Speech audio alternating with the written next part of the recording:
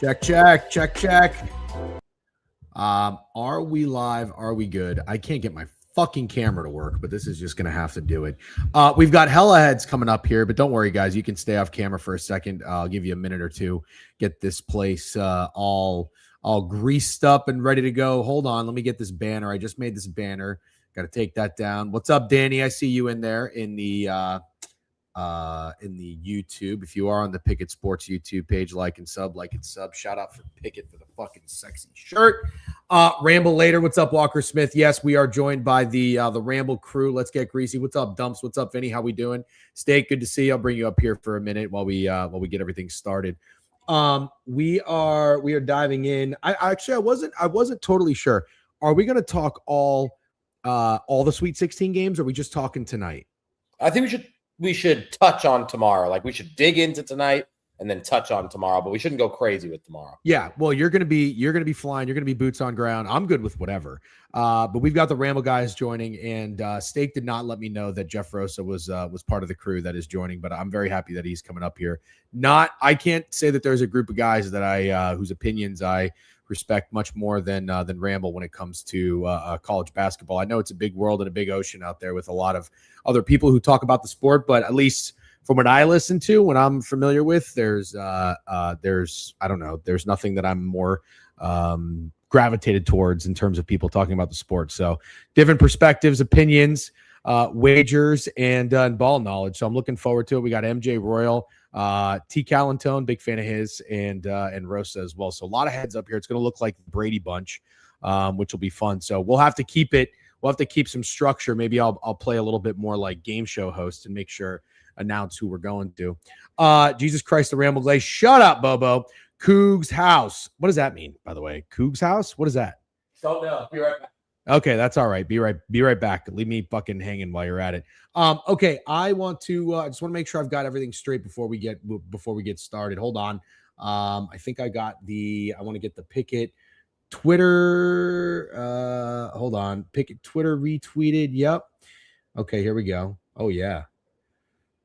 And bang. All right, we're live. Steak's back. Let's get everybody up here. Hold on. Let me just change this real quick. Royal, MJ, good to see you guys. TC's off camera, so we'll give him a minute. Oh, no, he's on camera. What's that going to look like? Oh, wow. Look at that. I don't think I've ever seen 5 people up here. I don't know if there's a different layout. I don't know if this is ideal or not ideal, but this is just going to have to work for me. MJ, you're better at this than I am.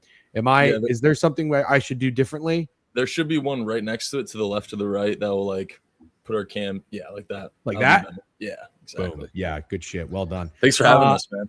Yeah, of course. Thank you for making the time and coming on. So you guys did a stream yesterday. Did you talk all the games? Did you just talk the first half of the Sweet 16 games, or where were you at?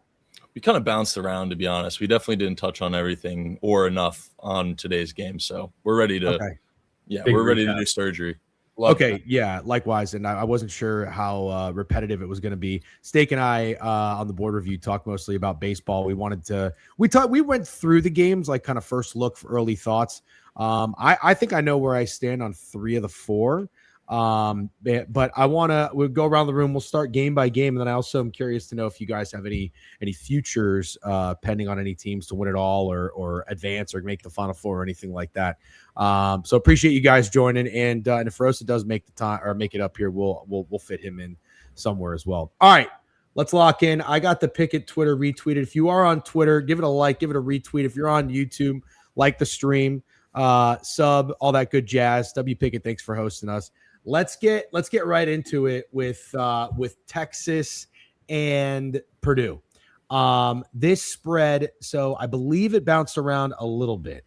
I'm seeing now the 7.5 on FanDuel, according to Pikkit, for Purdue is -120. So I'm going to assume at some places it's now up to 8.5. So the Sharps like Purdue.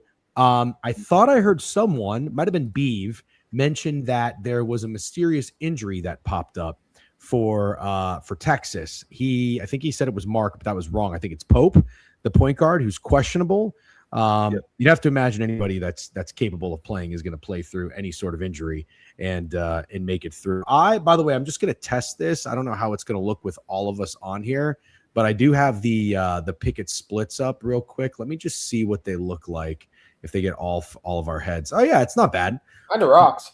Yeah, it's pretty good. Cool. $1.162 million wagered, pretty split.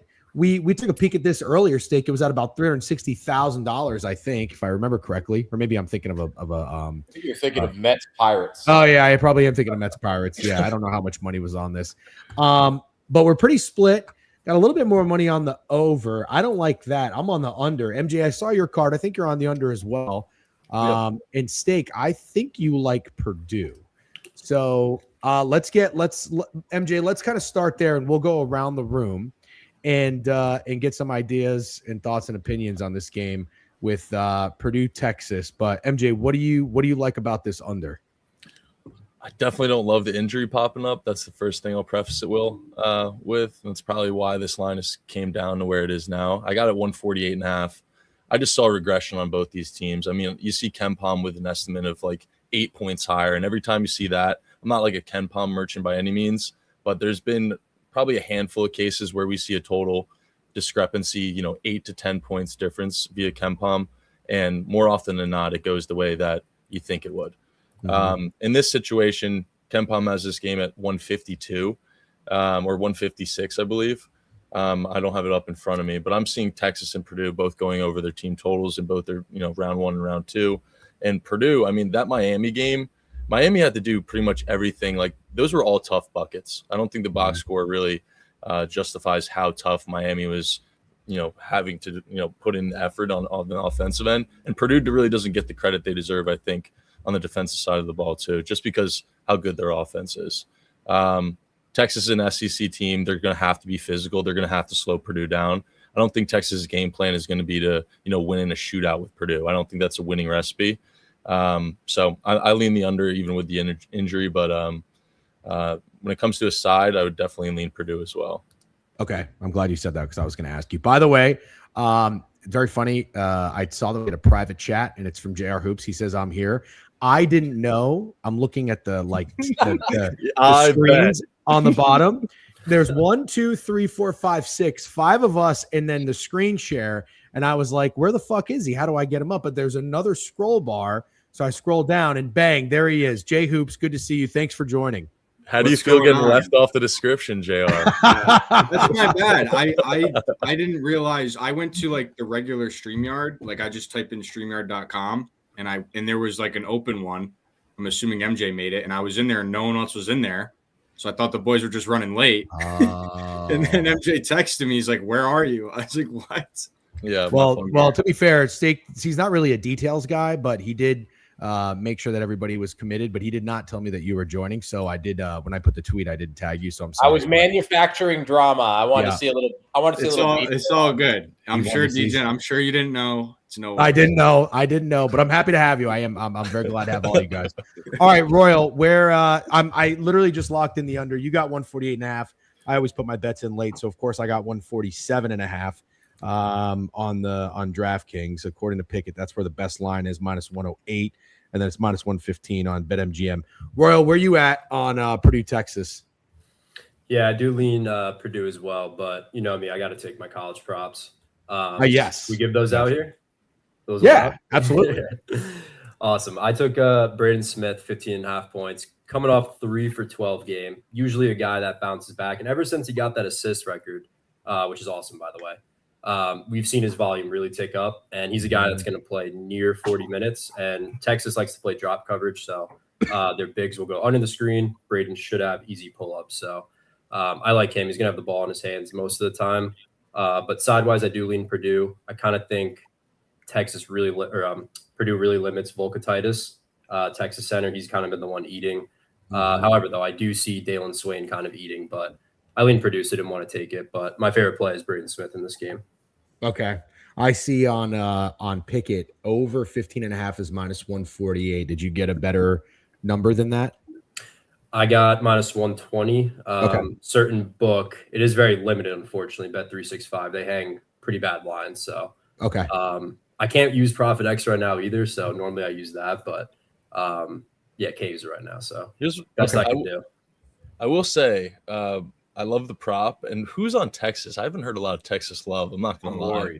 I'm worried. I am too. That's why I kind of went the total route. And I don't know if anyone else was getting that vibe too, but I don't know. I'm a big comparison guy, and I feel like the story has been that Arkansas is the public dog of the week. I think that's what everyone is considering the public dog of the week is, which makes me just kind of scratch my head because I just love to compare similar, spreads, which Texas and Arkansas are pretty much identical, right? Both 8.5, right? Yeah, and you'd think that most people would rather ride with Malik Thomas and Acuff and Coach Cal than you would a SEC team that's an 11 seed going up against a team like Purdue, who, I find this market I also find interesting. I think I brought it up on stream.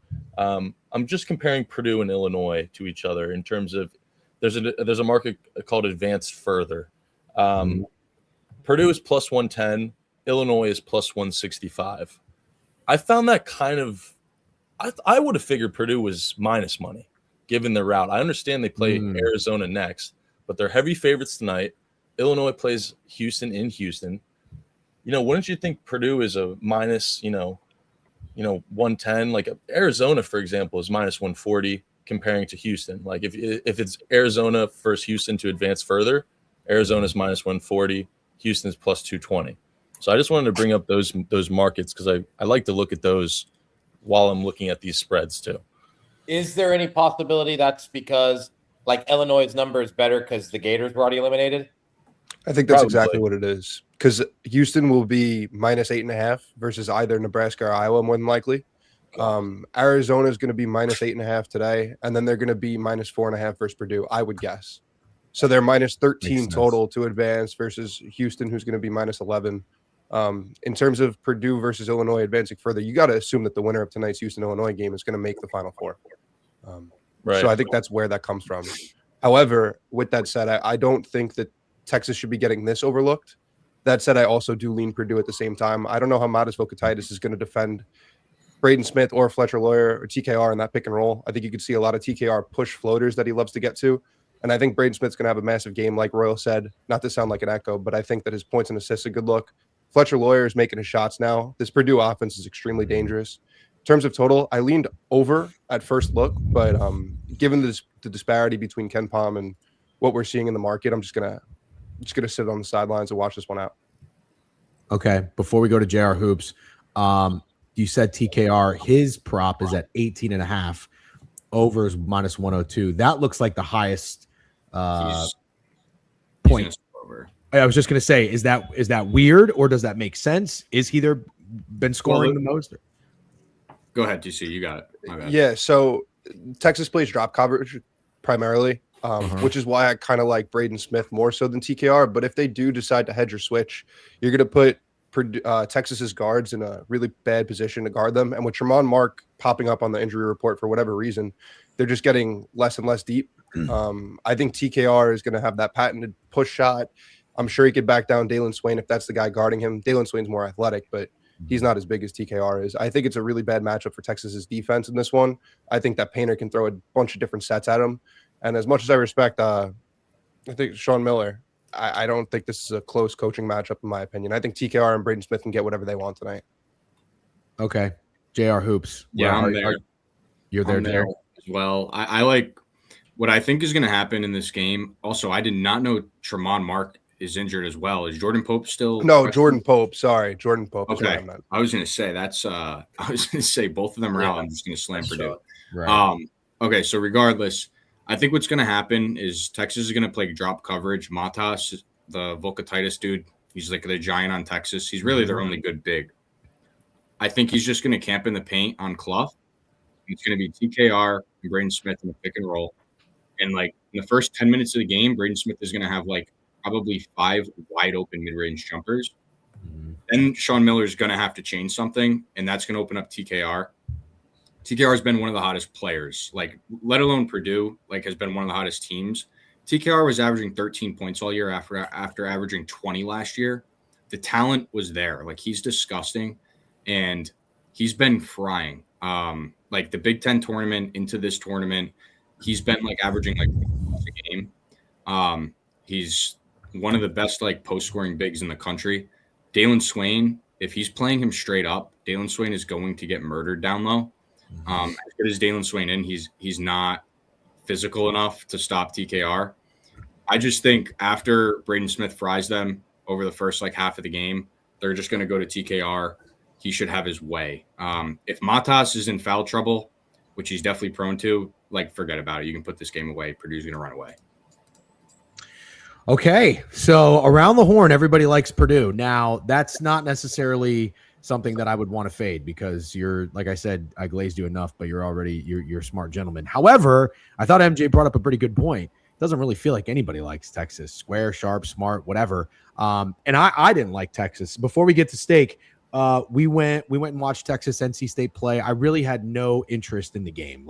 I had bet on NC State a couple games ago against Duke. It was a miserable experience. I didn't think they were very good. And I just never really cared for Texas. I really like Sean Miller, although funny enough, I didn't even know he was their coach till I got there. But it was an ugly game. And I said this before, sorry for repeating it, but we sat next to Beeve and Beeve was like, oh my God, there's so many fucking dudes on this team, and Swaim and Mark and whatever. And I'm just like, bro, relax. You're in the play-in game for a reason. But I have to admit, they all look individually like good basketball players, but cohesively and as a team, They didn't really scare me. That guy Weaver that comes off the bench is kind of an X factor. And Beav reminded me 17 times that he used to start, but he was coming off the bench, and that looked like it was a better thing for him because he was flying around. It looked like he was just running around at a different speed. So he kind of felt like their X factor. I don't know when they played Gonzaga. When they played BYU, because I bet BYU, and Steak said I'm going to get a different Texas team, and sure enough, I did. But I was like, the only thing I'm concerned with is BYU is not deep. Texas, because obviously they have him and maybe one other big body, they're a little bit deeper. They dominated that game. They fucking killed BYU, and then they beat Gonzaga. So I am curious before we go to Steak, are you? And because we have so many talking heads, maybe I'll pick a person to start with. We'll start with MJ. Are you impressed by what? Because nobody's really impressed with what. I'm glad you brought it up. That's exactly what I was going to ask. Are you impressed with what Texas has done? I was going to ask the group. I think it's funny because you get a situation with three teams that people don't necessarily think are that great in NC State, BYU, and Gonzaga, but honestly, they're pretty good teams. Yeah. So you'd think that a team like Texas to beat three teams, people would come away from those games saying, wow, Texas is a good team. They can getting 8 points with them. But I don't think so. And it's funny because I still compare it to Arkansas, a team that got 2 mid-majors in round 1 and round 2. And I'm a big ACUF guy, but still, it's funny. People are more impressed with Arkansas beating 2 mid-majors than Texas is beating 3 really good schools analytically. So, stock for all these teams that they beat were really low when they beat them. I think that's the issue. So that's the last thing I'll say on it.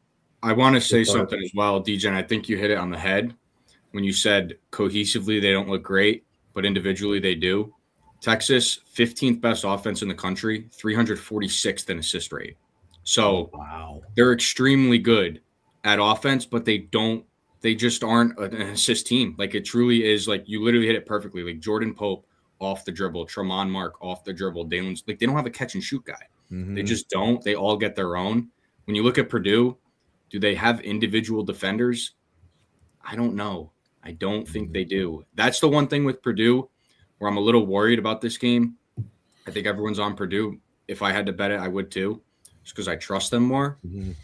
Purdue's defense is not that great. And when you have a Texas team playing a defense that isn't great, you saw what they did to BYU. Mm-hmm. I mean, very similar. The first half of that game was nuts too. Texas is very capable of scoring. If Jordan Pope doesn't play, that is a huge blow. I know you like Chendall Weaver. I agree. He's literally an energizer bunny. He is a non-factor on offense besides grabbing offensive rebounds, though.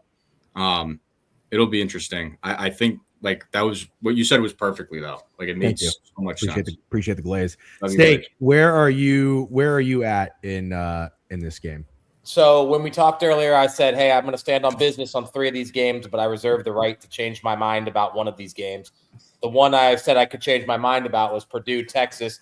So I'll give TC a shout out because whether I'm in the Ramble chat or he's in our chat, if I say I like a line because it sounds sharp or contrarian, TC will say, give me one good basketball reason. And to be honest, I can't really give you one good basketball reason why I think Texas can beat Purdue or even compete in this game, unless, like Jeff says, one of the guys that they have that is super talented can go into God mode, drop 30 plus, or Braden Smith and Fletcher Lawyer can shoot like shit. Like, we've already seen they can win if one of the guys shoots like shit. I think the only way Texas wins this game is if both of them shoot like shit. And like Royal said, I'm expecting a big game out of Braden Smith as well. And I kind of think Fletcher Lawyer found a stroke as well. So, like, yes, I think Purdue's square. Yes, I'm scared everyone's on them.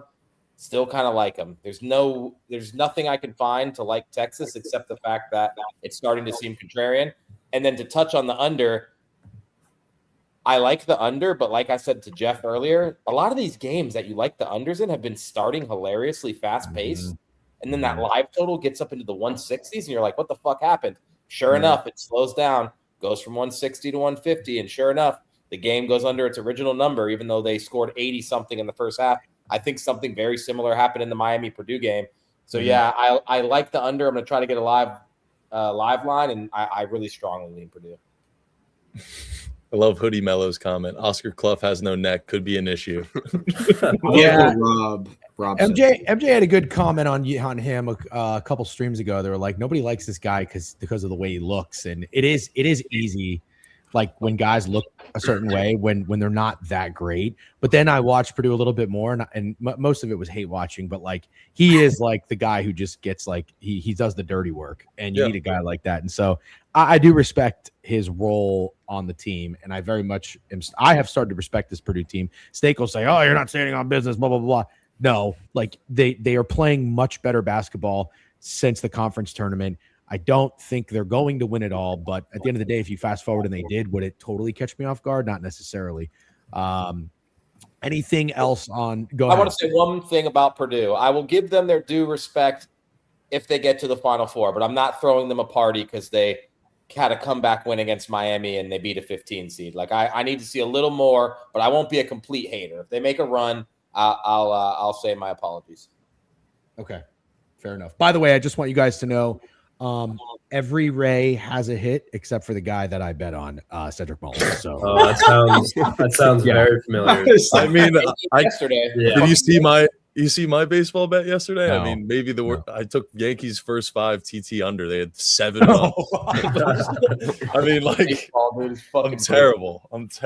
Yeah, that was a shit wager. All right, well, I don't think that this is necessarily the most exciting game on the slate, on tonight's slate, but it is interesting. It's like two teams that I feel like everybody's starting to really buy in on Purdue, and then I feel like nobody really gives two fucks about Texas.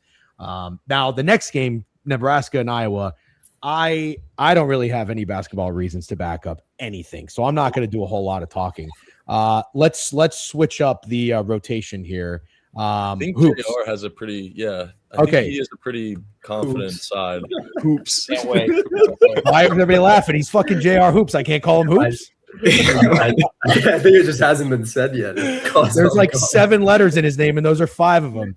Anyways, Nebraska 1.5 right now. I'll pull up the Pikkit splits as well so everybody can see it. This is as coin flip as it's going to get. Total 131.5. You've got less than $1 million wagered on this one. Everybody's a little favoring Nebraska on the ML, favoring Iowa on the spread, and the total is a little bit more towards the under on the bets and the money. All right, JR, what's your take in Nebraska? Yeah, I think this is the best game of the night by a lot. I think maybe Texas or the Illinois-Houston game, but that I'm gonna be sleeping, so it doesn't really count. This game is going to be electric. I mean, they played twice in the regular season, split the games. Iowa took them to overtime at Nebraska. Both games were single digits. I was so intrigued by this matchup. I mean, the fact that Iowa beat Florida when Bennett Sturts was 0 for 9 from 3 was probably the most impressive, mind-blowing thing I've ever seen in college basketball. I did not even think that was possible, but they did it, and I think you got to give props to Ben McCollum. It's as simple as that. I want to back Ben McCollum. He is one of the most underrated best coaches in the country, and they match up well with Nebraska. I mean, Nebraska is not a good rebounding team. Iowa definitely has more athleticism. I just like the way Iowa plays. They slow you down. Not that Nebraska likes to run and gun, but they really slow you down and grind you and get you uncomfortable. And Nebraska extremely good when they force turnovers. I know they beat Vandy, but if you look at like advanced analytics, whatever shot quality scores, they should have lost by like 15. And it's because Vandy takes care of the ball. Duke Miles, Vandy's guard, had one of the worst games I've ever seen. But regardless, Nebraska really excels against teams without ball security. Iowa's not one of those teams, 29th in the country in turnovers. And Bennett Sturts, the whole Florida game, played 40 minutes, 0 turnovers. I think there's no other point guard. There's like very few point guards I'd rather have taking care of the ball versus a very aggressive defense. And at the end of the day, I do think this game is a coin flip. I think I'd rather take plus 110 with Iowa, especially when I think you're getting the better coach. I think Hoiberg's a great coach for Nebraska, but and I understand. I remember Stake saying, or I saw it on Twitter, Nebraska is the team of destiny, and he's not fading that. And I totally get that. But I have to. And maybe I'm biased because they stole my bread when I had Vandy. But I think Iowa wins here. I think it's going to be a very close game. I'll be interested to see the crowd, but like this is like a huge rivalry as it is. The fact that this is like a March Madness game when really no one expected this to be the matchup in the Sweet 16, I think it's awesome. But I'm sticking with Bennett Sturts in Iowa. It's very funny that the most anticipated Iowa-Nebraska matchup comes in basketball in the Sweet 16 and not in football. TC, where you at in this game? Yeah, I think it's pretty ironic that we were all kind of expecting Florida Vandy. At least I was, and now we're getting Iowa-Nebraska for the third time. I grabbed this under at open at 135.5. It's down to 132.5 now, I believe. I still like it there. In terms of a side, I definitely lean Iowa. I wish I grabbed the plus 3.5. It was available really late Sunday night, but even still, at plus 1.5, I still like Iowa. I think in a third matchup, you have at least now 2 games of film. I want to trust the better coach in this game, which is Ben McCollum, in my opinion. He runs some really, really cool sets. There was this one play in the Iowa-Florida game where Bennett Sturts was on the way up top by half court on the right side, and they ran like 3 backdoor screens, and then eventually Fulgaris hit a wide open 3. I think that Iowa can create some really, really cool, or at least Ben McCollum can generate some really, really cool offensive actions that could put Nebraska's defenders in weird positions. Rank Mast hasn't been as good since he came back from that flu/calf injury that he had late in the winter. And at the end of the day, I think that this game is going to come down to, Bennett starts making the right decisions with the ball, because if he doesn't turn the ball over, advantage Iowa. And I am expecting a bounce back game from Bennett Sturts in the shooting department. 0 for 9 from 3 last game. I don't think it's going to happen again. I will say it is interesting to note that Bennett Sturts basically plays 40 minutes a game. I think Jeff said this on stream the other day. He plays like 44 minutes a game over the last 10, only 40 minutes in a basketball game. But in terms of I'm a big analytics guy. And in terms of shot regression, Iowa has a -7 3-point delta over their last 13 games. So they're shooting 7% worse than their opponents. It's going to regress back to a mean. Nebraska's been a hot shooting team all season, so maybe that's just taking and making difficult shots. But in terms of the numbers, I really like Iowa here. I want to back the better coach, where I think that this line is short in general. A 9 seed versus a 4 seed, I know it's not that simple most of the time, but this line feels close. I would have made it 3.5. I'm shocked that it is 1.5. But just give me Bennett Sturts and the Hawkeyes to make the Elite 8. In terms of what I actually have placed, it's the under, but I certainly lean Iowa. Okay. Interesting. I know TC will hit you with a sell job. You're like, fuck, dude. Am I even good at this? I will say, though, as Jeff did say, I also got burned on Vandy Sweet 16 future. I try not to let that cloud my judgment. However, I am human. Gets the best of me sometimes. I am not going to be fading Nebraska. I feel like people have been trying to do it all season long. And like Stake mentioned, it could just be a team of destiny at this point. And I know Nebraska fans are going to travel. Wherever they were last weekend, I think it was 7 hours away, and they packed that shit out. It was a home game. So I'm just excited to watch this one. I love the under is where I'm going. I do just want to mention, because I have heard people say it's 7 hours away. People in the Midwest and the Nebraska region, a 7-hour drive is literally going to the grocery store. These motherfuckers will drive everywhere. All right, Royal, I'm looking at the popular prop markets. The guy who is bet on the most in Pikkit is someone named Price Sandfort. I don't even know who the fuck this guy is. 14.5 points. Then it's Cooper Koch. He sounds like fucking Beeve's friend. And then Bennett Sturts. Bennett Sturts, 18.5 points, is the third most popular bet on guy. Price Sandfort, 2 times as many bets than Bennett Sturts. I find that fascinating. Rink Mass, who TC said has not been very good down there with 11.5 points. Do you have any thoughts on player props in this game? Not really, honestly. I'm kind of with you on this one. I don't know much about these two teams aside from Sanford and Bennett Sturts. And let me just say this: Bennett Sturts has cost me a lot of coin because his props are always near 20 points. And as you saw, the guy played a great game aside from the 3-point, 0 for 9. We just needed like 1 or 2 of those. That's it, 1 or 2. That's all we needed against Florida. But I do like Sanford. State kind of mentioned the. I will say I don't have anything in this game, by the way. The Nebraska like devil magic. He's like the leader of it. If you watch that Vandy game, anytime Vandy was about to take the lead, about to come back, whatever, this guy just hits a crazy 3 from nowhere. Because if you watch that game, like they really, or if you look at the box score, I mean, they really had no business winning this game. Vandy shot 18 more threes than them. They had 9 more free throws, and they still lost the game. They just couldn't hit their shots, and every time they got close, Mr. Price hit a dagger 3. But yeah, he's their guy. He's like a 6'7". I thought he was a wing, but he kind of plays like point guard. I'll be honest, I did not know he was that tall. Got to make sure I'm looking at the right guy. It's him, yeah. Yeah. Did not know that. But yeah, he's their guy. I do like him. Mast is kind of a little bit like Jokic in some ways, not nearly as good, but he gets the ball in like the post and kicks out the shooters. So I don't mind him in some fashion. But yeah, if I had to, it'd probably be Sanford, honestly, because I do lead Nebraska, but feels like a coin flip to me. Jeff, on Pikkit, Price Sanford, you see his jersey? Yeah. It's an Iowa jersey.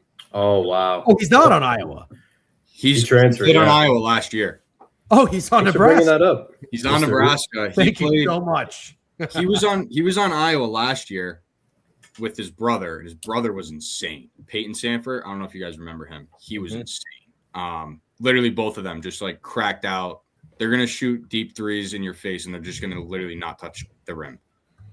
Well, it's so funny you say that because this guy said those are all Nebraska fans betting on Sanford in a gambling legal state. And yeah, Price Sanford on Pikkit is in a yellow and black jersey. And I was thinking, are they trying to mush him? Is that what people are doing? Bro, So, you know this is a Sturts game, dude. I can't do it. I can't. I just can't. Now he's going to go off if you're off of it. That's just how it works. Yeah. Oh, I trust me. I'm fully aware. I did say that with solo ball though. I can't do it. Solo ball and Sturts, I'm just done. After he goes 0-9 from 3, I'm looking at that 4+ at plus 150. I'm kind of drooling over that. I'm not gonna lie. Yeah, MJ, I'll be rooting for you guys.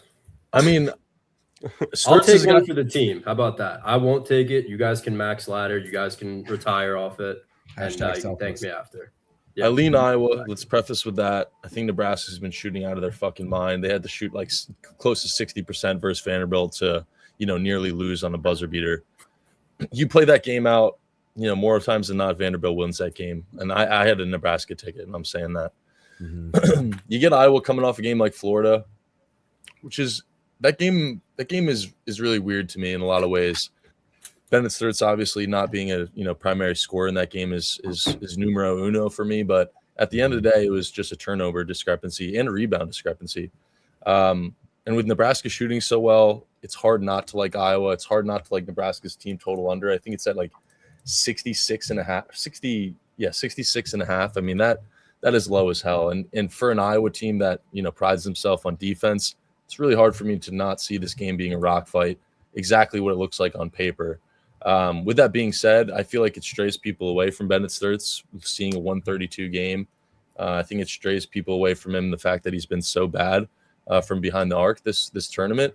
And this guy's an NBA prospect at the end of the day. I think things are going to swing for him in this particular spot because it feels like everyone's kind of sick of him. Because I am too. Yeah. But I'm willing to put a half unit on his threes. I think that's a better market. You get plus 150 for 4. I'm thinking he's not getting 20 plus if he doesn't, there's an off chance he gets 3 threes and, he gets a bunch of layups. But in my head, Sturts is going to be splooging from deep. So I like the 4+ at plus 150 more so than paying juice for those points. I don't mind the threes the more I think about it. I would play the guy who made the game-winning shot for Iowa. I would play him again because it's like after you have that happen, you kind of just feel like numb. Like, Is he- he's gotten to the mountaintop. Is he a guy that he comes off the bench but has starter minutes, right, Jeff? Yeah, he was nasty. He came from Robert Morris, European guy. He's one of their best shooters. Him and Cooper Coke, I guess is how you say his name. Yeah. Yeah, him and Cooper Koch. Fulgaris, right? He's at 7.5. Jeff would say, Yeah. Jeff Sunday would say it. Cooper Coke. Cooper Coach. Yeah, Cooper Coach, whatever. I have you know what? I have a thought, and then I'll let Steak go. I said I'm not going to say too much about this game. I am on Nebraska. I'm just kind of betting for the vibes and destiny. But I told myself with the Miami of Ohio story, when we went to the game, I was like, fuck it. Like, I don't care who's betting what's contrarian, what the splits are. We're here for the vibes. Let's have a good story. We're taking Miami of Ohio. We're taking the money line. We're taking the team total. Well, all that bullshit. You know what I mean? And we got what we wanted. We got fireworks. The game went over. Miami of Ohio was awesome. I kind of feel like, what if we just got, like, I know the total's low. I know it sounds like this should be a rock fight, but what if we just got Iowa, Nebraska, awesome atmosphere, awesome game, and like fireworks that where the difference is that Miami of Ohio, you sort of expected it because that's how they play, but you don't really expect it from either teams. But like every now and then as sports fans, we just kind of deserve good things and fun games. And since Nebraska feels like one of the only Cinderellas left, because, and you could say that about Iowa too, but like Texas isn't really a Cinderella to anybody. Nobody really cares about them. Like, and somebody said it, this is the most exciting game on the slate. I think this would be a fun game to bet the over on if we were to just like, here you go, sports fans. We're going to give you a fucking awesome, like 84-82 game. Whoever wins. But anyways, that's just kind of my thought. Steak, where are you at in this game? I already got Nebraska money line -120 on FanDuel Punch. I think it goes over too for absolutely no fucking reason at all, for simply making no sense whatsoever. No reason for it to go over. This should be a slow-paced game, but for some reason, I'm with you. It goes over. I'm on Nebraska.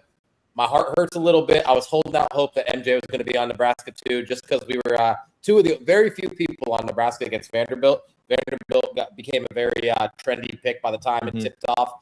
Probably should have won. I'm not going to deny it. They probably should have won. I love Nebraska. I said they're a team of destiny. That's not really a basketball reason. This is the best reasoning I could think of. I am not a hater of Ben McCollum, but I am going to acknowledge that just casuals, not you guys, obviously, JR. I know you fucking watch this shit year round. You know who Ben McCollum is. This guy went from being somebody who you couldn't ask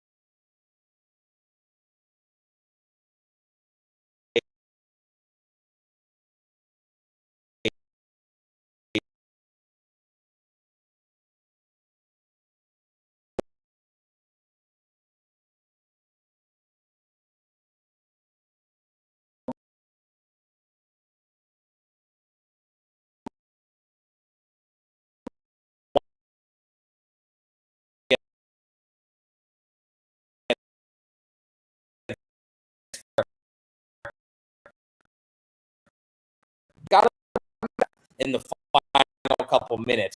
That defensive lapse that led to that Robert Morris kid having the wide open 3 was awful. Iowa missed 2 for 1 and 1, and then it got shot out. Hawks turn Off a win like that. For a reason. People See what happens.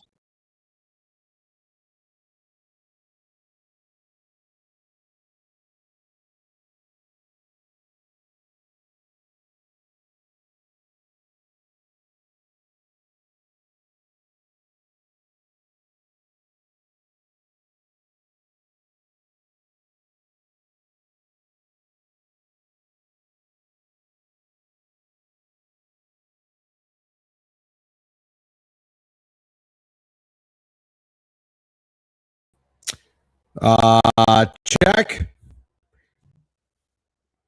Yeah, I see what the Rays are doing. Hold on. Can anybody hear me?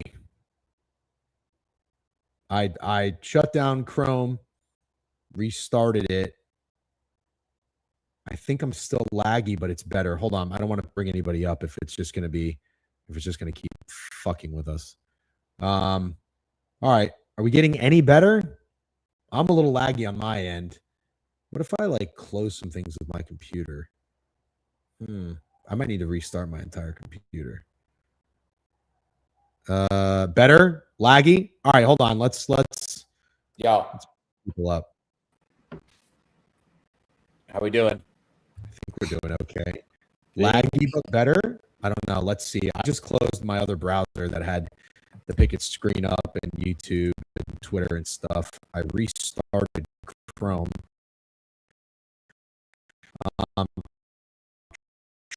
Try changing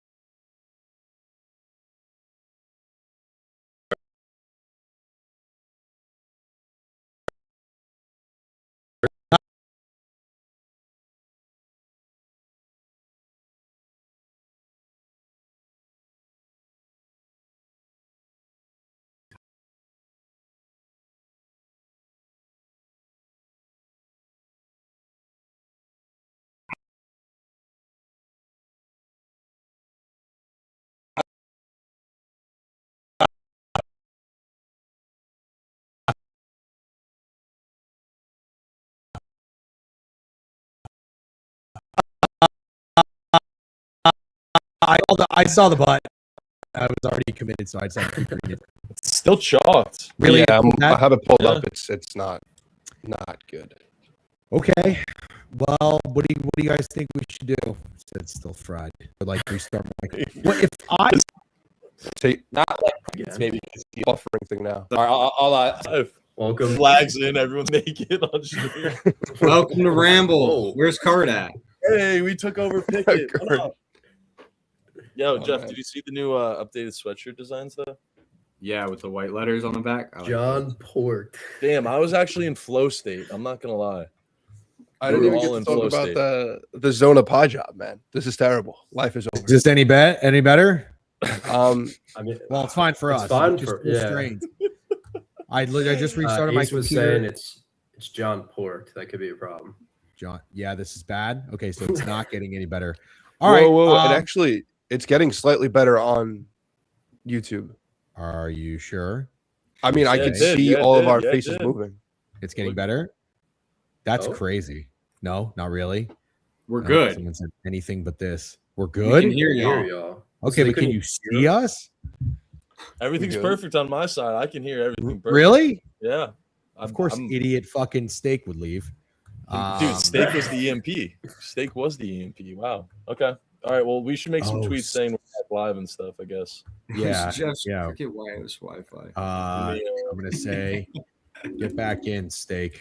I think Stream we're got good. EMP'd. Yeah, no shit. You know what happened? Right when the fucking Rays started blowing it, everything went to shit. So that's probably what happened. All right, everybody's saying we're back. Was it Fairbanks? Is he still there? No, Fairbanks with the Marlins now. It was some guy named Ian Seymour. I don't know. They're up 7-1 now. It's 7-5. Not good. Ian Seymour. Holy cow. Jeff or Steak was in the middle of talking about Nebraska, right? Yeah. I think we're good, Steak. I think we're good. All right, I have to finish my Iowa rant. I'll make it really quick. Okay. Ben McCollum has been getting glazed like no other after one game. I thought that was kind of crazy. It's not that he doesn't deserve it. I know he's a good coach. I'm sure he'll have a lot of success in the future to come, but I don't think enough people are talking about how hard it is to go into a game where you are a huge underdog against the defending national champions that everyone thinks is going to cakewalk past you back into the Final Four. A lot of people had them to win the national championship. You beat them, and boom, all of a sudden you're in the Sweet 16 against fucking Nebraska. You have no idea how you got there. This seems super winnable. All of a sudden, just a completely different style of game. And it's not that I don't think it's possible. Rosa said it. It's a coin flip game. I 100% agree. I'm going with Nebraska. I do think that this is Nebraska's destiny year. First tournament win ever against Troy. A lot of people had them as a trendy underdog pick. A lot of people wanted to fade Nebraska against Vanderbilt, a team that just pounded Florida in the SEC championship. And now it's Iowa. People are finding their ways to like Iowa. I'm sure Nebraska will get belted by a much better team in the next round, but I don't think it ends here for Nebraska. I'm taking Nebraska. I want TC to rebuttal that because I do think this line is short, and that's kind of the thing keeping me off Nebraska, I think, the most, Steak. And I think it's short, too, to be clear. He said it should be 3.5, I think. I think that Ken Palm makes it 3. My brain, 4v9, with this being the third matchup. I'm pretty sure Iowa was minus 1.5 in this game at home. I mean, unless they're like thinking that this is going to be like, it just doesn't make sense for like, I guess minus 1.5 to plus 1.5 is a 3-point swing for Iowa at home to go to a neutral. Like, I feel like that's not enough of an adjustment. But then again, at this point, like we've seen these two teams play twice. The first matchup was 57-52, and the only reason that one ended up being wider was because of free throws late.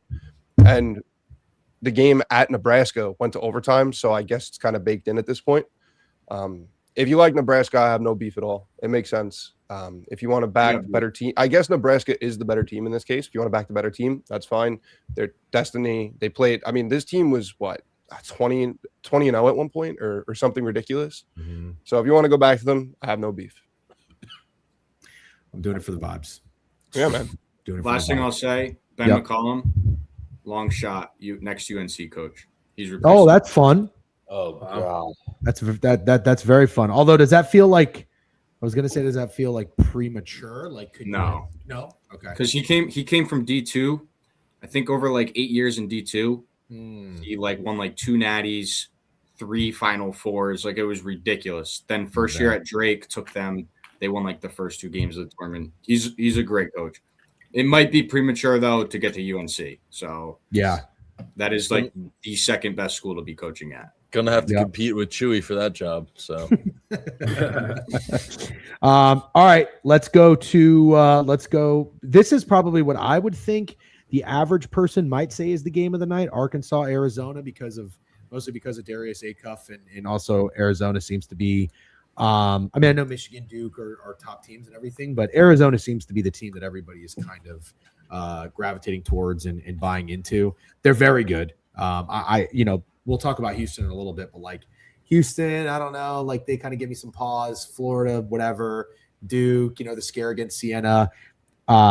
Arizona's terrifying. And now they're going against what I think is becoming like the most exciting player, which therefore by extension means the team that people are cheering for. Then you have add Calipari into that. Arkansas is pretty fun.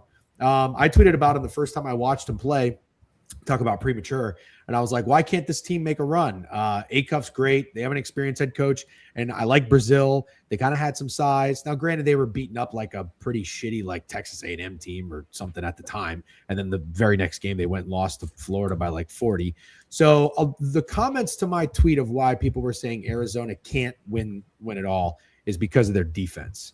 So I don't have a lot of basketball knowledge or reasons into why I'm doing this, but I think I'm just going to take Arkansas with the points. And I think that it would not surprise me at all if it's a duping.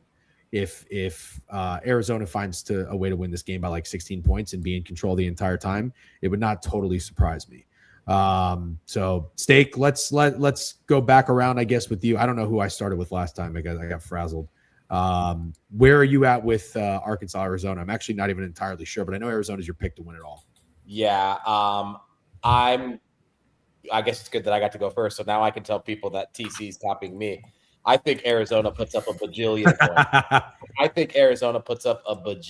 points.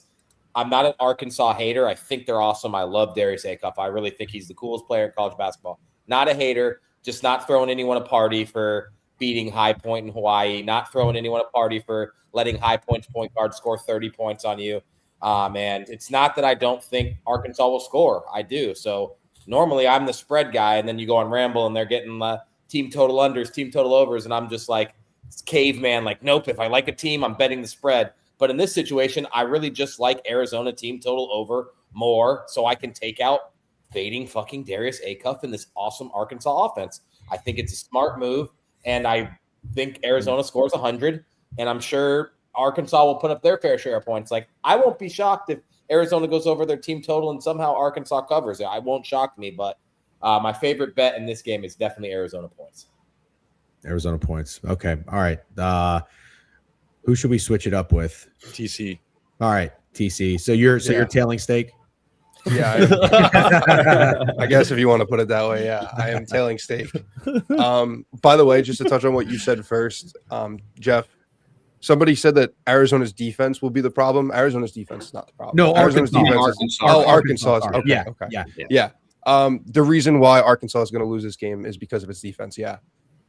With that said, Darius Acuff is electric to watch. I get not wanting to fade Cal on the spread, which is part of the reason why I'm not doing it. Arizona over 87.5 team total is my biggest bet of the season so far. It's the play that I've been most confident in the entire year. It seems to be pretty obvious, I guess you can call it. I feel like everybody knows this Arkansas defense isn't good, but when you dive into the numbers, they're even more atrocious than it actually seems. 275th in the country in 2-point defense. Arizona is known for its 2-point offense. They're 45th in the country. Not 45th in the country. 57th in the country nationally adjusted, but it's way better than that when you watch it play out. In transition, they're awesome. They have defenders in Jaden Bradley and Ivan Korchekov that get their hands in passing lanes. They get out in transition and run. I'm expecting a massive game from Braden Burries and Koa Pete. I think Braden Burries is going to destroy Darius Acuff in the pick and roll, and I don't think that Arkansas's bigs in Ewan, Brazil are good enough defensively to compete with Pete, Awaka on the glass, Krivas on the glass. I just think that this is like the perfect storm for Arizona to just score 100. I'm on Zona 87.5, 87.5, 88.5, 94.5, and I'm going to take 96.5 with John Rahm to win the Masters because that's what I do. I really like Zona over team total today, and I know it seems obvious. I know that a bunch of people are on it. I don't care. One of my things when it comes to these one-game situations is I'm not overthinking it. What do you need to do to win this game? You got to put up points, and all the smoke and the noise about Tommy Lloyd. Dude is a terrific offensive head coach. I know he's had struggles in the past, but this dude knows how to get his team in successful positions to score offensively. I think Zona puts up 100 tonight. Okay. Who has a counter? Who likes Arkansas up here? We got to let MJ. You have to have some counter, I assume, since you're the Arkansas. Who's going to play devil's advocate to the? MJ. You got to be. You don't have to tell me Arizona's not scoring points, but can you sell me on anything not Arizona? I mean, if you're backing Arkansas, you're going to have the best player on the court. That's no doubt. That's the first thing I'll say. And on paper, I think it makes sense that, Arizona's defense is going to stop them and Arizona is going to put up a shit ton of points against Arkansas. But at the end of the day, man, Arkansas has some dogs. And I'm not saying I'm taking their spread by any means. I think this is either a blowout or they win this game outright. I really don't see this being a last possession type of ball game where, Arizona squeaks one out. I could be wrong there. I just don't really see that kind of scenario. At the end of the day, man, I'm genuinely sad because it's a potential, the last time I'm going to be able to see him hoop. And I just like this guy. I've been saying it all year. He's just a pleasure to watch. He treats the game with respect. And what I mean by that is He keeps his mouth shut and he shows up in pretty much any situation that his team needs him. He's putting up numbers, that haven't been done since Stockton. But at the same time, you give respect to Zona and what kind of well-oiled machine this is. This is a horrible matchup for Arkansas. It's very similar to that Florida game, a few games before the conference tourney start where they lost by 40. It's a very similar matchup and situation. So there's not a lot for me to believe in outside of Darius Acuff. I'm not going to lie. At the end of the day, he's going to have to drop, 30, 40 points for them to be, a live dog in this scenario, which I'd be surprised if they are. I'm going to be happy if they are, but I'm riding with TC and his most confident bet. Other than that, I'll be, I'm honestly rooting for an Arizona win or an Arizona loss where they put up 90 points, right? That's my ideal outcome tonight. And that's definitely possible. Like, I think what Steak mentioned where, like, Arkansas can totally cover this game and Zona could still score 90, which is why I'm going team total over spread, even though I do lean the spread. Additionally, I do want to mention that Arizona's adjusted offensive rating was, and pace especially, was way higher than it is right now before the LIU game. That entire second half, they were taking the air out of the ball. It's almost to a point where the analytics are underrating Zona in my mind. Like, I think this is the best team in the country, and I don't think that the margin – I actually think that there's a margin between Zona and Michigan and whoever the last one seeded. Yeah, Duke. I think there's a gap at this point. Fair. Real quick, McKiffin says, I'm only pointing out we're just some different perspectives. Two teams that have four really, really talented freshmen. Wouldn't be shocked if two or three of them struggled and the game goes under. Just going to enjoy the game, though. Fair. You did not hear LIU fins up. RIP. Royal, do you have any props you like in this game? I do, yeah. I do like the over, square as it is. Like TC said, I don't really care. You see what Arkansas had to do to win both those games, put up 97 and 94. Hawaii was able to put up 78. High Point was able to put up 88. Obviously, it makes sense. Zona can do the same, no doubt. I took Braden Berries. He's their point guard. He's also a freshman point guard, and when you kind of list off the elite point guards or top 3, top 5, he's barely making the cut, if he is making the cut. You got Flemings, you got Mikal Brown, he's been injured, but people are high on him. You got Acuff, obviously.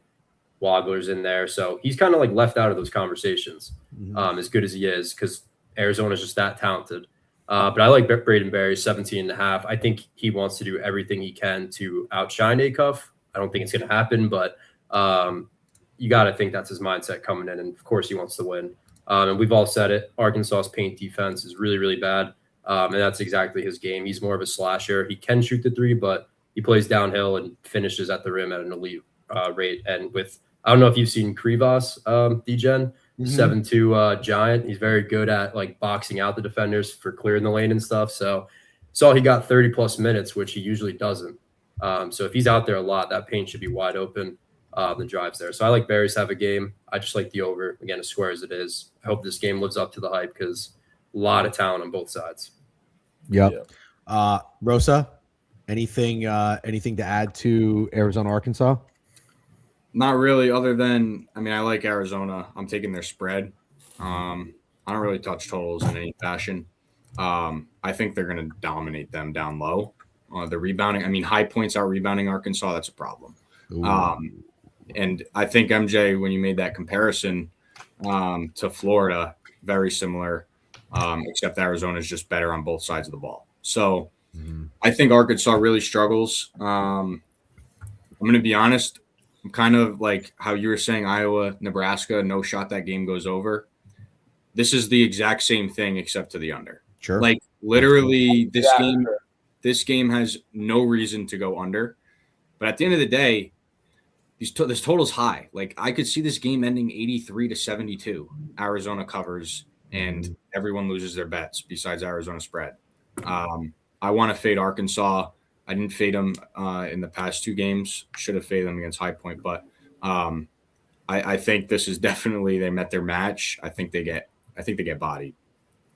Yeah, well, it's interesting you say that because anything can happen, right? Like no bet's a guarantee, even though you really like it or it makes all the sense in the world.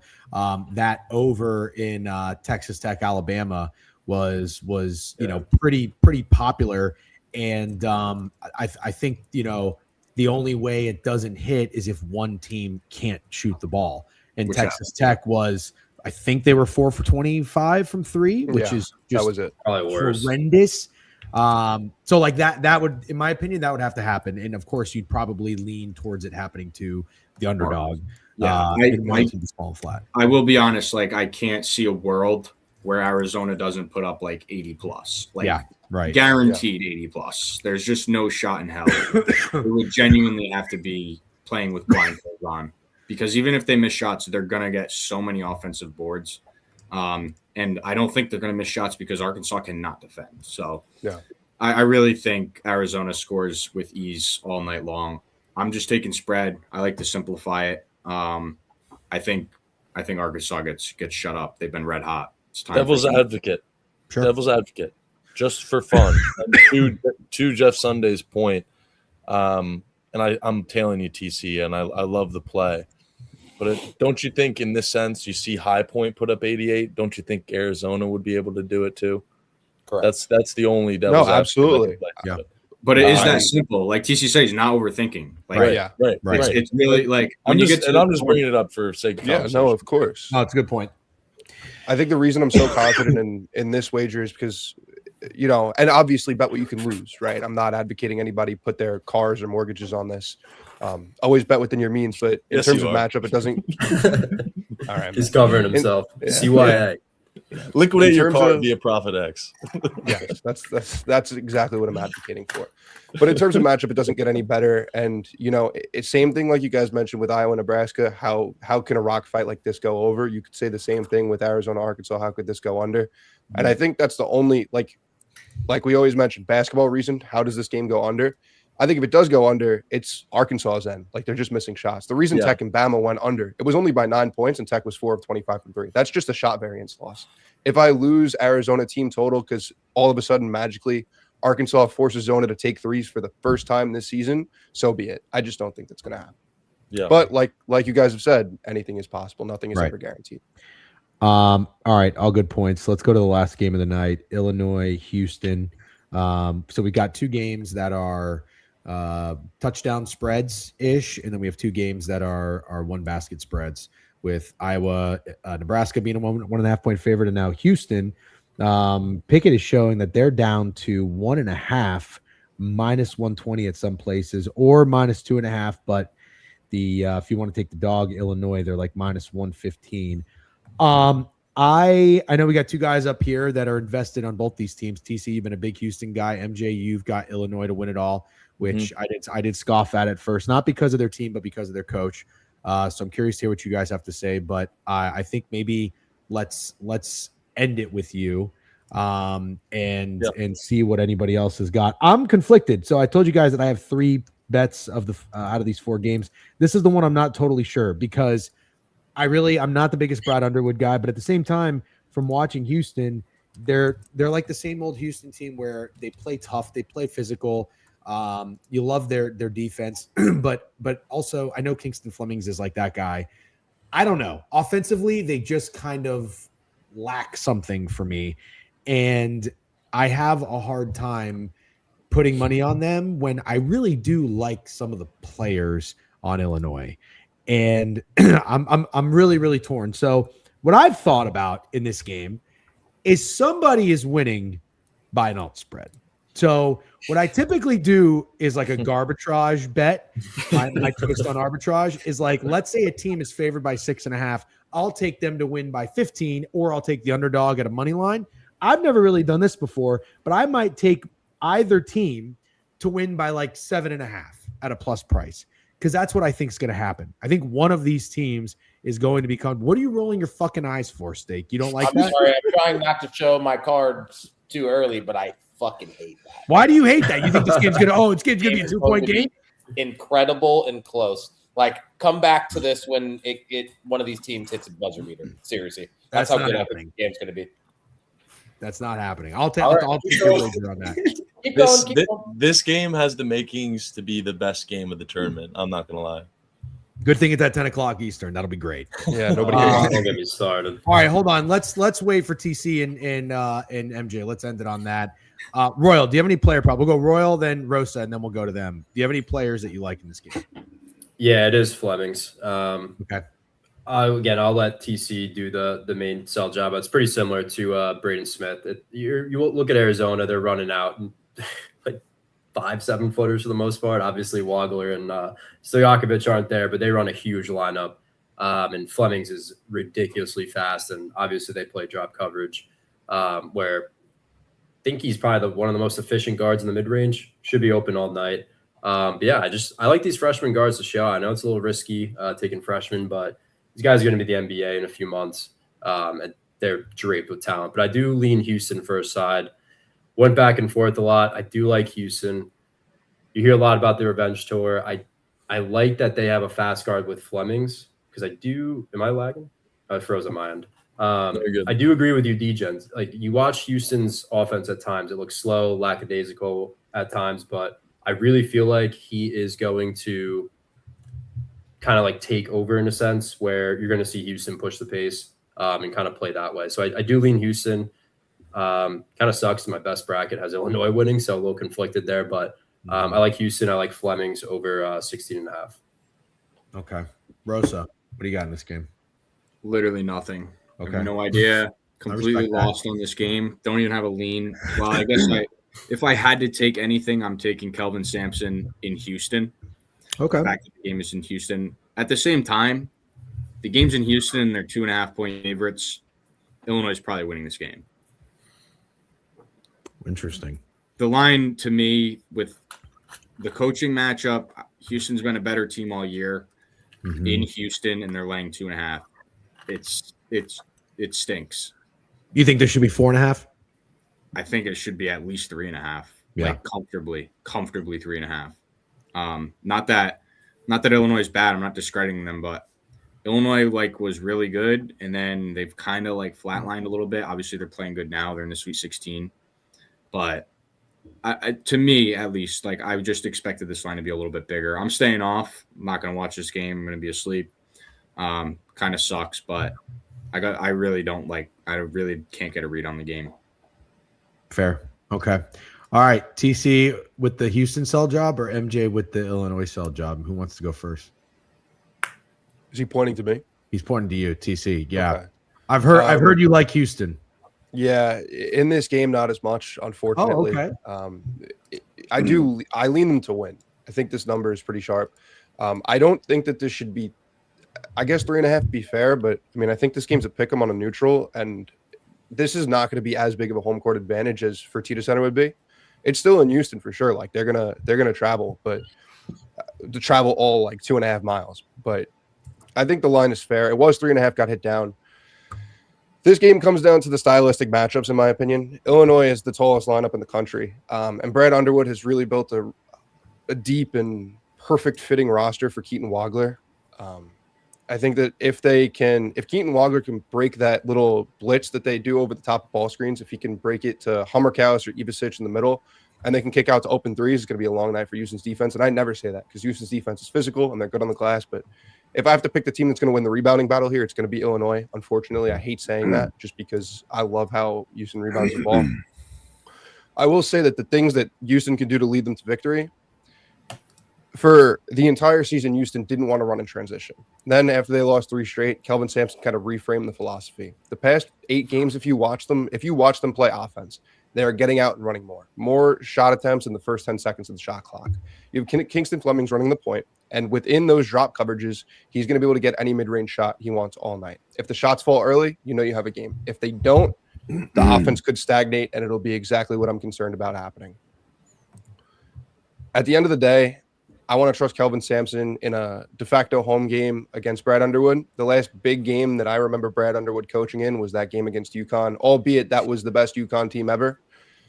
I get worried with Brad Underwood in these spots, and I wish I was higher on Houston in this matchup, but man, this is about as nightmarish as it gets stylistically.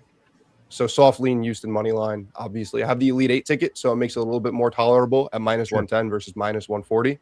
But this is tough, man. If you're on Illinois, I get it. Yeah, the being a home game for Houston makes Illinois have an element of contrarian, which MJ, I think you probably do like. So if you have Illinois in your bracket, you have them beating Houston. So MJ, are you going to? I don't know if you have a future on Illinois, but are you taking them in this game? Yep, I have. I'm not gonna lie, boys. I have 6 units pending on Illinois in this game. Damn. I have 4 units on the spread, and I have 2 units on a future for them to make the Elite Eight. And I have another like a unit spread out on their Final Four and championship. I mean, talk about a team that is just undervalued in terms of public perception. The best rebounding team in the country. TC mentioned it, kind of stole my thunder. Tallest team in the country, which does play into playing a team like Houston. That's what you need. You need verticality, especially a guy like Kingston Flemings who likes to work in the paint area and pull up for middies. I think this is a really, really tough matchup for Kingston Flemings. I'm not going to lie. Will he have to do something for Houston to be competitive in this game? Not necessarily. I think this could turn into a rock fight pretty quickly. But you're getting an Illinois team that basically has 5 guys that can, give you double figures. You have 3 guys that are pretty much 7 foot. And you have a defense that I think has been trending up since the start of March. Pair that with the best offensive rebounding team in the country, essentially, and the second, offensive efficiency rated team in the country. I'm rocking with Illinois, till they die. And I think Houston is just an overrated team. Like, I'm not impressed with their body of work at all. And I'll ask this to all of you, like, genuinely, what do you think their biggest win of the year has been? And if you're going to give me Kansas and teams like BYU and Texas Tech, you're not selling me on Houston being able to show up against a good opponent. Have they played any competition to this point? Not necessarily, but they have fell flat in big games like Iowa State, like Arizona, like the game at Kansas. And obviously that game in the conference tourney versus Arizona. But Arizona, I'm kind of giving them a break with. In terms of talent, I think it's just the unfamiliarity of Illinois, which really gives the people the problems the most in terms of backing them, compared to a team like Houston, who is essentially, has a lot of the same pieces as last year, an awesome freshman and Flemings that people like. Illinois is just kind of an unknown team. They're full of Euros. Stojakovic is a transfer from Cal, not a big name by any means, but they're full of dogs. Like, I just love this team in general. I think they have everything to compete with a team like Houston. Their 7-footers are just absolutely phenomenal. In Ivisic, Tomislav is a walking double-double. And then Wagler kind of just tops things off. He's not even really my favorite guy in the squad. I think Merkovich gets out, or is it Merkovich? Is that how you say it, Jeff? He gets outshadowed by Wagler, but you could argue he's a better freshman. And all these guys are just Euro bound or Euro grown. So I think people are thinking they can't bang with a team that's tough, hard nosed like Houston. So I kind of love the fact that it's gotten bought back to 2.5. It opened at 2.5, moved to 3.5, back to 2.5. I think they went out right. So. And people saying they have no experience. I mean, Boswell is one of the most experienced college guards in the country. I said this yesterday. He's not going to translate necessarily to like the next level by any means, but he's a guy that is going to be an awesome point guard deep in the March, like you're seeing. He's got experience, and he can take care of the ball. That's really all you need. So was he on their team last year? Yeah, I remember. Yeah, I like him. He was hurt most this year. No experience. Maybe haven't heard of him. Yeah, maybe no experience is nuts. Maybe like not college. I think he means stars. They got 2 freshmen. They got 2 freshmen. The whole rest of the team is upperclassmen. They're like Arizona. And they all played competitive EuroLeague ball. Like, if you're talking about college, like in this scenario, experience That's advantage. How I mean, took it. I think that's what it has to be, because these Illinois kids played Euro ball. Like, isn't the European League, like, don't they have like friggin' flags and shit in the stands? Am I tripping? Little nugget. Those are crazy environments. Players. Little nugget too. Do you guys know where Boswell played before? Arizona, Illinois? man. Come on. Wouldn't that be funny if he rematched versus Zona in the championship? Look, I have an Illinois future too. It just happens to be that my Houston tickets are worth way more. This is really tough because I'm going to stay up until 1:30 to watch this game on the East Coast, and I'm going to be a sad boy when I go to bed if Houston loses. But it's the way it goes. This is the game of the Sweet 16, and it is unfortunate for a team that was the number 1, 2 seed that they draw the best 3 seed in the nation, all because they lost to Purdue. It was Purdue, right? in the Big Ten. Arizona. It was Wisconsin, right? They lost to Wisconsin in the Big Ten championship. I'm talking about Illinois, right? They're if they don't lose to Wisconsin in that overtime game, Illinois is a 2 seed. I mean, they also lost 4 overtime games in the last. Yeah, they did. So I was going to say season. When Jeff was talking about his either team to win by 7+, I'm actually debating taking the game to go to OT at 12-1. I think this is a game that's going to be ultra competitive. I think this game is going to be ultra competitive down to the stretch. And I don't know. I definitely want the ball in Houston's hands late. Sharp and Uzan are super experienced. They've been here before. And obviously, you know what happened the last time. Emmanuel Sharp had the game-winning shot in that national championship. I'd like to think he could rewrite history, but they're playing at home. Kelvin Sampson, this team is more experienced narrative. It's a lot for me, man. It's a lot for me to overcome. So I'm just going to sweat out my Houston Elite 8 ticket and hope they win. Really quick. Yep. I just want to say Kylan Boswell, he's a senior. He's 20 years old. He was the youngest player in the country when he was at Arizona. He was 17 his full freshman year. Wow. When you think of most college seniors, you think of, especially now, 24 years old. He's 20 years old. He can't even drink alcohol, and he's a senior. That's crazy. Wow. All right, Steak. Where are you at with this game? I mean, MJ absolutely cooked. I'll be honest, and I had a feeling he was going to because I knew he liked Illinois. I am an Illinois hater. I have to remind everyone there's a list of teams. There's a list of 6 teams that if they won the national championship, I would have to wear Jeff Sunday's body hair as a wig on stream. Unfortunately, Illinois and Purdue are one of those teams. UConn still left, St. John's still left, and Michigan State still left. Kansas got eliminated. So I am an Illinois hater. It's mostly because I didn't see the Euro dudes and Brad Underwood. I know they're super talented. I sort of feel like they're soft. I don't love Wagler, and I fucking hate Brad Underwood. So I'm they're going to get bitched out early in the tournament. Obviously, there was no chance of that happening. VCU is just miserable. I'm so tired of them every March.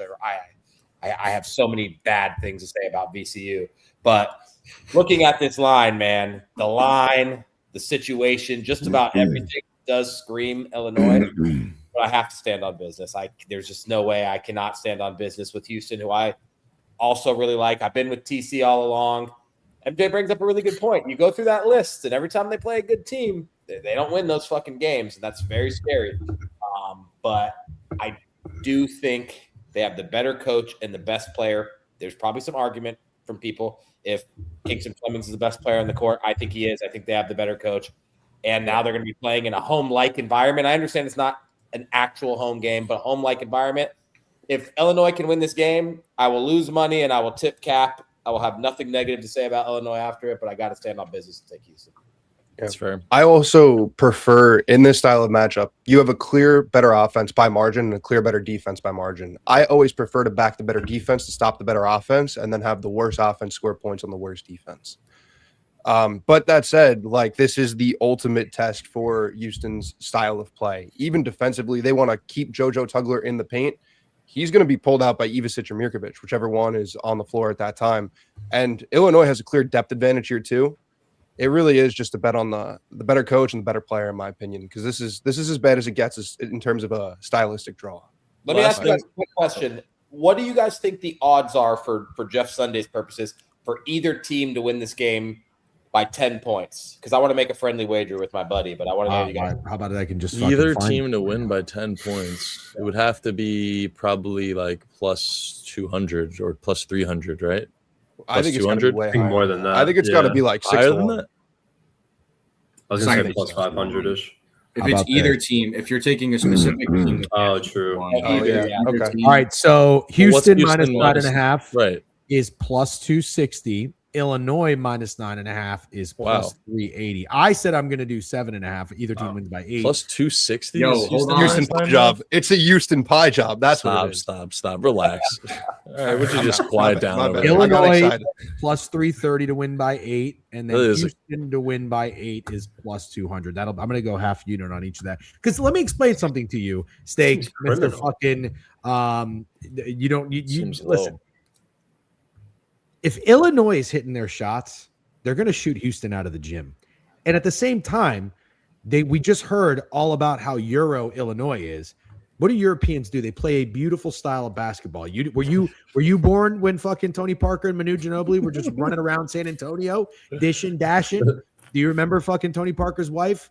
Now listen, what happens is if Houston wins this game by 8 or more, they're gonna fuck shit up. They're gonna make it nasty. They're gonna say fuck your baguettes, fuck your espresso, and now you're in Houston. You hear the crowd. You got the better coach. One of these, you're telling me it's going to overtime? Whoever said that, that's a horrible wager. This is not a coin flip game. The coin flip game is Nebraska, Iowa.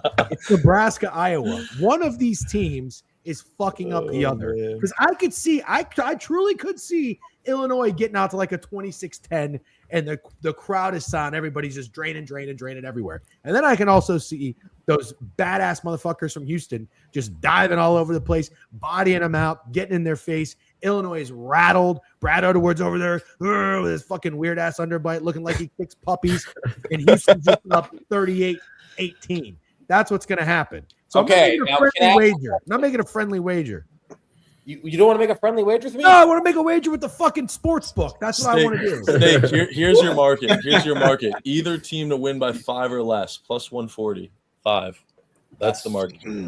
Free cheese. That's the market. Free cheese. That's free cheese. Okay. Hovey, get off my fucking ass. I swear, Hovey claims he's got a job, but all he ever does is just live on my ass. All right, listen. We're getting close to 7 o'clock. My laptop's also about to die. We can't really go through every single game for tomorrow. Ramble, are you guys going to be streaming? Tomorrow? Yes. We're going to do a Spaces tomorrow. Spaces tomorrow. Okay, the Spaces have been awesome, by the way. They were great to listen to on my Thanks for drive joining. back from Nashville. You guys have been doing great. But real quick, let's go around the room. And just quickly, I'd like to know what your best bet is, if you have one. If you don't, that's fine. You can wait. But St. John's, Duke is 6.5. Alabama, Michigan. Michigan's down to 8.5. I thought that was 10 earlier in the week. Michigan State, 2-point dogs against UConn. And Tennessee is 4.5-point dogs against Iowa State. So let's just go around the room, maybe a little bit more rapid fire. If you want to add a few words into a sell job, feel free. Who's got a best bet for tomorrow's slate they want to pitch? Feels like Jeopardy. You want me to go first? Yeah, you go first. Why not? Sure. I'll be boots on the ground. The UConn fucking Huskies. January, February, Hurley. January, February, Hurley. Did you hear me? That's what it fucking is. Tom Izzo's bitch ass hasn't won a national championship since Jeff Rosa was fucking born. You hear me? That guy, the March nickname. 2009. Bullshit. Whatever, dude. Fucking bullshit. That's when I was born. Hurley money line. I don't like that bet at all. Thanks for your contribution. All right, how about this? I'll give you a wager. God, I'm so fucking sick of Tennessee. I really am so sick of Tennessee. But I can't bet on Tennessee. Anytime I bet on Tennessee, I lose money. So I'm gonna stay away from that. I think Michigan's gonna run Alabama out of the gym. I think Michigan's turned up. And I loved what I saw from Michigan in the worst way possible because I lost money on them. They were so disinterested in the Big Ten tournament. Now they're playing in the big dance, whatever the fuck we call it. And what did they put up? Back-to-back games over 90 points. Who did they? Oh, they were playing with their food against Michigan, St. Louis, St. Louis, and Howard. Yeah, they were playing with their food, and then they wake up and they get real. This is a Sweet 16. This is what really, really good teams do. They nowadays they fucking load manage like Kawhi Leonard, but they just sleepwalk until it's time to turn up. Michigan's turning up. So I was on the wrong side of fucking fading Nate Oates last week. This is the right side to be fading Nate Oates. I think Michigan is going to curb stop Alabama. That's what I'll give you. Who wants to go next? I agree. That's also my best play tomorrow. I think Michigan's alt. You can ladder that shit up. I think. Please collab. Did you notice that Rosa said he wasn't watching the night game because he's going to be asleep, which Jeff's becoming DGen. Oh, dude, I've been trying to go to the gym in the morning, and I got to wake up at like 5:30. It's not even an option. I can't watch the game. This is going to be a beautiful thing watching Jeff slowly become. I'll watch the games tomorrow, Friday night, like on 10 p.m. on a weeknight. Please collab though tomorrow. Please drop. I'll do it. I'll do a collab. That's Drop a bomb on. You post it though. You post it. Okay. Yep. All right. And I never do collabs. People always DM and they're like, "Hey, are you up for a collab?" I'm like, "I'm not a collab guy." And then I'm gonna collab, and they're gonna be like, "Oh, I thought you weren't a collab guy." All right. Just tell them I paid you. Just be like, Yeah. All right. Yeah. That's Yeah. MJTC Royal. Do you guys got anything for tomorrow? I have something for sure. But Royal, you go ahead. Well, I'll be on one of the Michigan bigs. I just don't know which one yet. But I think sidewise, I do like Duke. St. John's, if Bryce Hopkins didn't hit 6 threes, they weren't winning that game. Also, if he's going to hit 6 threes, he'd be in the NBA 3 years ago. I just don't see them shooting like that again. And honestly, I like Duke. You see the difference with Ngungba out there, opens up everything. Almost just said something crazy, but Boozer is a lot better with him on the court. We'll word it that way. And we kind of saw that in the second half of last game. So I like Duke as of now. And I'll be on one of the Michigan, probably Yaxel, but we'll see. Yeah, tough game. I can't figure out what I'm going to do with that Duke St. John's game. I don't like fading Patino either. Just hurts. No, I hear you. He's a great coach. Yeah. I'm going to be on Tennessee, man. I think this is the team that no one wants to admit that this team has some serious talent. I know you guys don't like Nate Ament, and I'm not the biggest Nate Ament glazer. I'm not a hater, by the way, just to be on the record. I'm not a hater. Steak's a hater. Steak is a hater. Steak is a hater. It's a tough watch. Which is valid. It's valid. But the scary thing about Tennessee, and you have to admit, is that Nate Ament has been playing good basketball, and this Tennessee team is still winning basketball games against good opponents. That's what's really scary, and I just don't know how long that's going to last. And you get an Iowa State team, and I just look at this line and say, "Holy shit, this feels short." I can't get over it, and I love Okpara. He just feels like the heart and soul of Tennessee. I think you'd agree with that, Jeff. In terms of just no, who would you say is Gillespie, bro? You think Gillespie is? 100%. I mean, it's one of the two. I think it's Okpara or Gillespie. So I think it's pretty close there. But besides the point, I think Tennessee wins this game outright. I think they're extremely live here. I think it plays into the fact that St. John's and Alabama definitely look more enticing. I know I bring that point up a lot with my wagers, but I found it working more often than not in this March Madness scenario. So they look like, in my opinion, the most unappealing dog of Friday. So I'll be getting involved. Okay, it's a good point. They definitely are the most unappealing dog, in my opinion. Yeah, very, very good point. I'll be on UConn and Michigan, but in terms of a best bet, this Tennessee Iowa State under, there's a 140.5 there right now. I'm hoping Joshua Jefferson gets ruled in, and maybe it goes up to like 142.5. Tennessee's off 78 and 79 in back-to-back games. Ugh. Iowa State off 82 and 108. Now it does feel like kind of a death sentence to fade Iowa State getting their best player back the way that they've been killing teams. But I actually think that Joshua Jefferson returning on a bum ankle kind of throws the offense a little bit out of sync with how well they've been playing lately. I was on the Tennessee-Virginia under, so maybe I'm chasing a little bit there. But I just like that. I just think that this game can be grinded down. Maybe the better way for me to do it is Tennessee team total under. But the shitty part about that is I kind of do lean Tennessee against the spread. I worry about the turnovers just a tad, but they're going to win the battle of the glass. So I expect this game to be close. And as long as I avoid overtime, I think this under is the way to go. So I'm going to be on the under if Jefferson gets ruled in and we get a better number. That's the only reason why I'm waiting. I like that. Yeah, it's a good that's read. Probably going to hit because I had Tennessee's team total under last game, and that didn't stand a chance. So me too. You're probably in good shape there. Gentlemen, Rosa, MJ, TC, Royal, can't thank you guys enough for hopping on. And again, you all have been crushing it. Really enjoyed listening to your spaces, your Twitch streams during college basketball. You're doing a great job. Keep it up. Good luck on your wagers. Steak, good luck as well. And safe travels. Yeah, go fuck yourself. Thank you, Pikkit. Let's keep collabing for sure, dude. The people love it too. People love it. Like this is their favorite collab, it seems like. Absolutely. W Pikkit. We're all Pikkit guys up here. Make sure to like the stream and subscribe to the YouTube page. Download the app. Guys, good luck on your wagers. And we'll be tuning into the spaces tomorrow to listen to the next round of Sweet 16 games. Yeah. Thanks everybody for tuning in. Have a good night. Have a good night. Good luck on your wagers. Bye-bye.